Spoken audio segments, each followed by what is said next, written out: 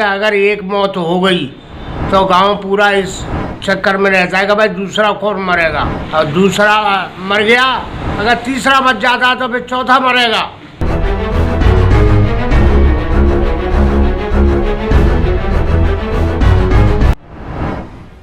उत्तर प्रदेश का एक ऐसा गांव जहां एक मौत के बाद 24 घंटे में दूसरी मौत होना निश्चित है।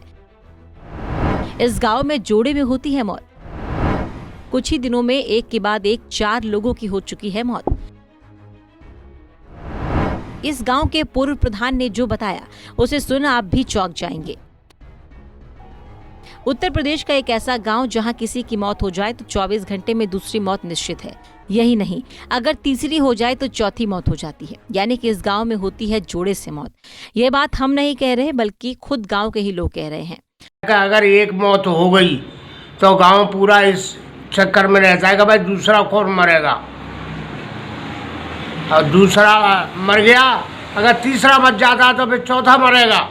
पूरा मामला अलीगढ़ के गांधी पार्क थाना क्षेत्र के भदेसी गांव से जुड़ा है। कहा जाता है कि इस गांव में जोड़े में मौत होती है, यानी एक मौत के बाद दूसरी मौत होनी निश्चित है।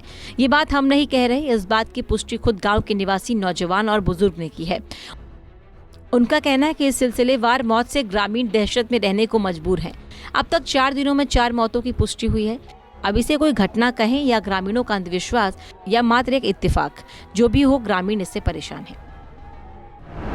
गांव का 100 साल पुराना इतिहास दिल्ली हावड़ा रेलवे ट्रैक के किनारे पर बसा है गांव। भदेसी गांव करीब 100 साल पुराना है, जिसकी प्रारंभिक आबादी 200 की रही होगी।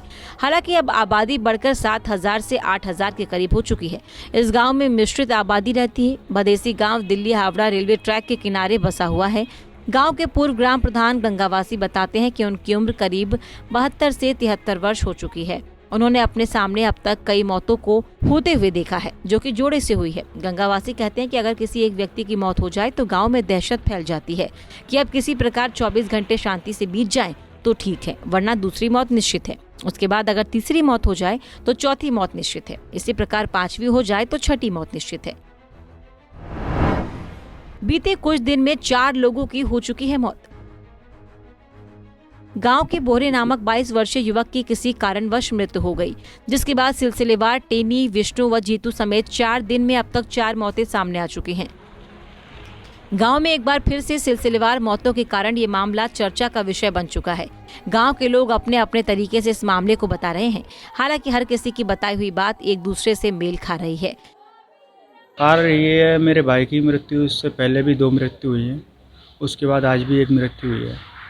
नहीं, क्या कारण से मृत्यु होती है और किस वजह से होती है? पता नहीं, ये तो बहुत दिन से चलती है। कितने सालों से ये सब कुछ चला हुआ है? बहुत दिन से चला आ रहा है। तो मृत्यु जवान मृत्यु होती है या बूढ़े लोग भी मरते हैं? जवान भी होती है और बूढ़े लोग भी होते हैं। ऐसा कितनी बार होता है? वही जब हमारी टीम ने इस मामले को लेकर हिंदू धर्म गुरु डॉक्टर पूजा शकुन पांडे से बात की तो उन्होंने इस मामले को पितृदोष बताते हुए घटनाओं को धार्मिक रूप दिया।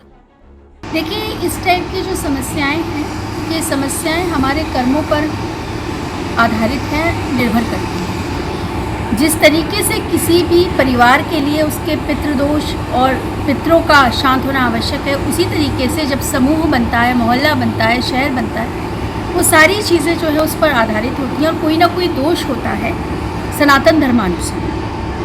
अब इसे कोई घटना कहे या ग्रामीणों का अंधविश्वास या मात्र एक इत्तेफाक कहें, लेकिन फिलहाल जो भी हो ग्रामीण इससे परेशान है। पंजाब केसरी टीवी के लिए अलीगढ़ से अर्जुन देव की रिपोर्ट।